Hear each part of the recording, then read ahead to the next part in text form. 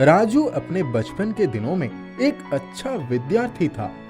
पढ़ाई लिखाई में तो अच्छा था ही, खेल कूद में भी उसके बराबर कोई नहीं था।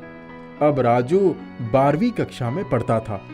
सबको उससे बहुत उम्मीद थी कि एक दिन वो बहुत बड़ा आदमी बनेगा। एक बार गर्मी की छुट्टियों में राजू अपने मामा के घर गया था। उसके मामा बहुत अमीर थे। उसके मामा का घर एक बड़े शहर में था। राजू का घर तो एक गांव में था। इतने बड़े शहर में आकर वो बहुत खुश था। यहाँ पर बड़े बड़े घर, अजीबोगरीब गाड़ियां, पार्क आदि देखकर उसे बहुत आश्चर्य हुआ। राजू के मामा का बेटा अजीत भी राजू के उम्र का ही था। एक दिन राजू ने अजीत से पूछा, तुम्हारे स्कूल में कौन कौन से गेम है? हर तरह के गेम है, फुटबॉल, क्रिकेट, हॉकी, बैडमिंटन और बहुत सारे।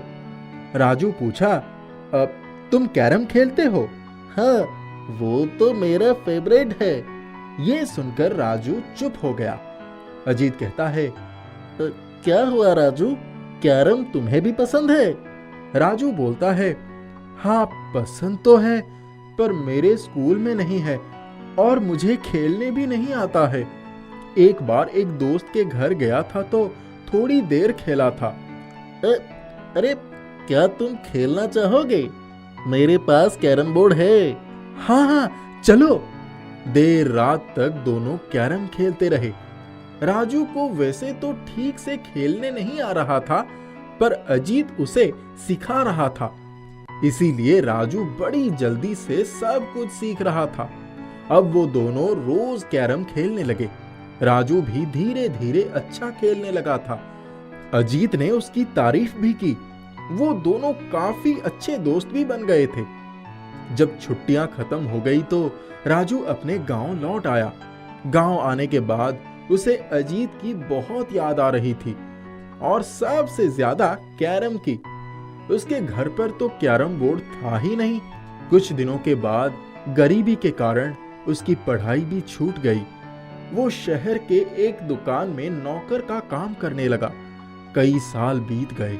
राजू किसी तरह कमाकर सहारा बना था, पर उसके मन में अब भी कुछ बड़ा काम करने की इच्छा थी। वो एक कैरम प्लेयर बनना चाहता था। शहर में जब भी कोई कैरम कंपटीशन होता था, वो जरूर देखने जाता था। लेकिन उसके पास ना तो कैरम बोर्ड था और ना ही कोई प्रैक्टिस करने वाला था। वो मन मार कर रह जाता था। राजू की माँ चाहती थी कि उसकी शादी हो जाए, पर राजू कहता था, माँ जब तक मैं कुछ बड़ा काम करके सेटल नहीं हो जाता, शादी नहीं करूंगा। एक बार शहर में एक कैरम प्रतियोगिता आयोजित की गई। उसके विनर को नेशनल गेम में हिस्सा लेने का मौका मिलने वाला था।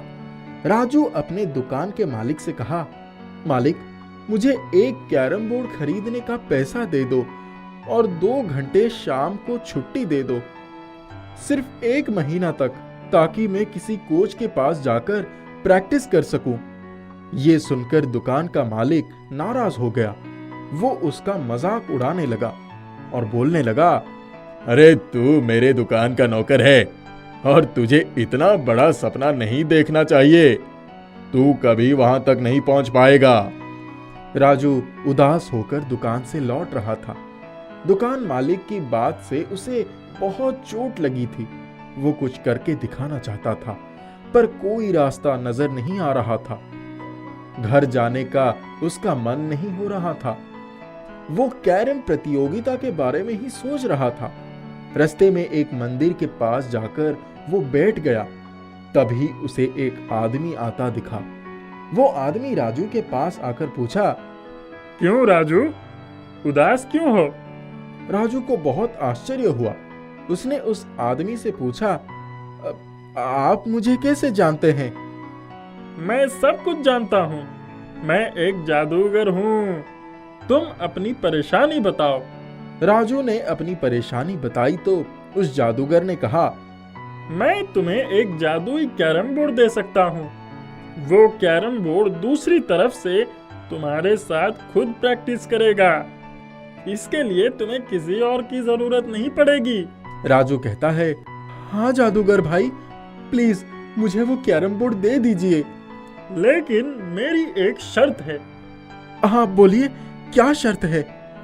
इस कैरम बोर्ड पर तुम्हें बहुत मेहनत करनी होगी।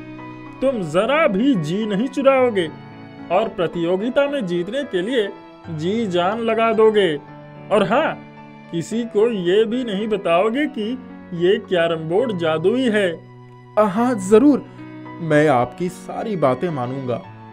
फिर जादूगर बोला, ठीक है। ये कहकर वो हवा में हाथ ऊपर उठाया और उसी पल उसके हाथ में एक कैरम बोर्ड आ गया। राजू ने उस जादूगर को थैंक यू बोला और घर आकर प्रैक्टिस करने लगा। प्रतियोगिता के लिए राजू ने जी तोड़ मेहनत की। वो दिन भर दुकान में काम करता और देर रात तक कैरम की प्रैक्टिस करता। कभी कभी तो रात भर जाग कर प्रैक्टिस करता। जिस दिन मैच था, राजू अपनी माँ को भी ले गया। वहां सब अच्छे ड्रेस में आए थे। सब लोग काफी अमीर थे। केवल राजू ही गरीब था और वो अच्छे कपड़े भी नहीं पहना था। सब उसकी तरफ देखकर हंस रहे थे और कह रहे थे कि ये क्या खेल पाएगा। मैच खत्म हुआ। राजू पूरा मन लगाकर खेला। वो मैच के बाद अपनी माँ के पास आकर बैठ गया। थोड़ी देर में विनर का नाम अनाउंस होने वाला था। सब बेसब्री से इंतजार कर रहे थे। जब विनर का नाम अनाउंस हुआ तो फर्स्ट प्राइज राजू को मिला। वो बहुत खुश हुआ। उसकी माँ ने उसे गले से लगा लिया। राजू मन ही मन उस जादूगर को थैंक यू बोला। उसी के दिए हुए जादुई कैरम बोर्ड की वजह से वो आज फर्स्ट प्राइज जीत पाया।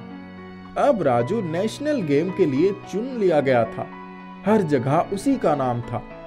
खेल विभाग से उसे स्कॉलरशिप मिला। अब राजू एक नेशनल प्लेयर बन गया था। आप लोग निश्चिंत रहिए। रूपा और कौशल्या की जिंदगी जादुई सुराही ने बदल दी।